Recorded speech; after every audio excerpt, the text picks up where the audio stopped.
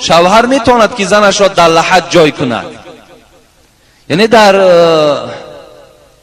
فخرالدین خان خدا رحمت و مغفرت کنه در همین فتاوی خلاصه دلیل میارد که مکروه است برای مردم این که شوهر یا پدر یا خسر اجازت ندهند که تابوت همون زن بردارد.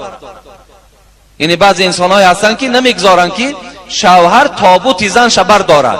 یعنی وقتی که به قبرگاه میبرند در راه برداشتنش دم بعضی آدم ها اجازت نمیدهند. بعضی جوان ها امروز اینقدر پیشرفت علم و انکشاف در علم است، امروز فرزندای خود چون میمرد میگن که چی نرو، قبرستان نرو، از پس فرزندت نرو. اینا همش گویم باور که یک جهالت و غفلت و نادانی است. از پس فرزندت قبرستان بره، فرزند خودت به دست خودت در لحد بگذار، درسته است؟ باکی نداره.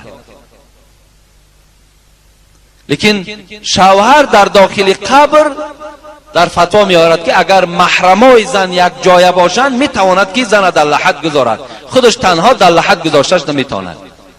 همراه محرماش، همراه تغش باشد، عمکش باشد، برادرش باشد، دادرش باشد، یک جای میتواند که همون زن گرفته در لحد جای کند.